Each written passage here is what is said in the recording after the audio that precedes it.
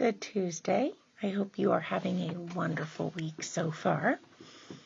I am going to share with you this morning some thoughts on how we surround ourselves, what we expose ourselves to, just how your surroundings affect your mentality. So I frequently tell the youth and my own personal children, you become what you surround yourself with. So the type of people you surround yourself with is the type of person you become. The type of surroundings that you choose to put yourself into is the type of surroundings that you choose to create. So something that got me thinking about this was yesterday. I got an email from our insurance company, and it was encouraging me to either begin this program on my computer or download an app on my phone. And it was called Happily, I believe is what it was called. And it is, so out of curiosity last night, I just thought, okay, I'm going to see what this is. It's from my insurance company, so it shouldn't be, something frightening or something. It should be legit.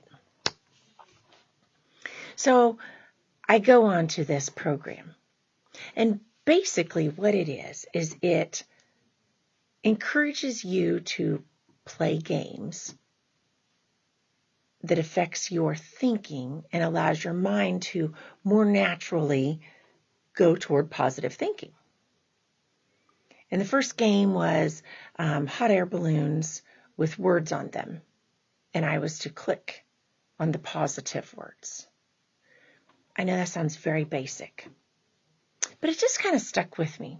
So the more I thought about it last night, the more I thought about, if you are regularly thinking of positive words, your mind is going to choose positivity when an occurrence happens.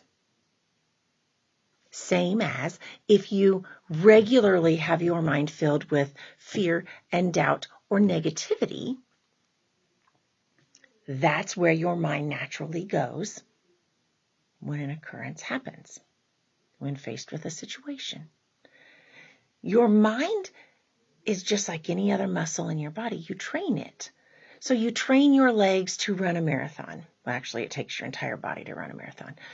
But if you are a biker, you bike regularly to train your leg muscles and your upper body muscles to endure the length of what you're wanting to do.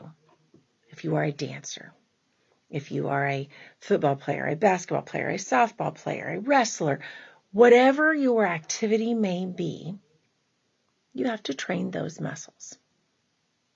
And our brains are the same way.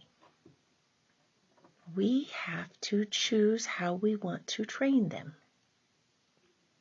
So if we are training them in negativity, in doubt, in sarcasm, then those are going to be our automatic responses when things occur. Now, don't get me wrong. I'm the first to enjoy some great humor, and sometimes that humor involves some sarcasm. Not going to pretend I don't. What I'm saying is in our reactions to life, in our initial responses, in our what happens when someone says something? Do we immediately go to negativity and gloom? Or do we immediately go to a positive thought of how to work with it, how to work around it, how to work through it? So it's just that frame of mind. And I'll be the first to admit, I struggle with that sometimes, especially the months of like February and March. It's really difficult to not have that mindset. So I'm going to share with you another thing that I have shared with our youth, but I also share with my own children. I will attempt to show it to you, but it will be on the computer camera, which will be backwards. So I'll read it to you first. If you take a piece of rotten fruit and place it beside perfectly good fruit. What will happen? I don't know if you've ever witnessed this at home, but like if you have a bowl of grapes and one grape is going bad and you don't get it out of there, what happens? The mold from the rotten fruit spreads. It spreads over the good fruit, and both pieces end up in bad condition. So what happens to you when you surround yourself with people who don't build you up, who stir negativity? Well, you become just like them. So I'm going to turn this around so you can see somewhat of the visual. It appears that there's a bowl of peaches, and one has spread to another. I don't know how well you can see that. It's not a beautiful picture, especially on the computer, but what a great truth. And what a great visual for your own self. When you're in a funk, check out the fruit in your refrigerator. If you want to show your children the importance of surrounding yourself with positive people, with good choices, pull out some fruit. Let it be the example to you.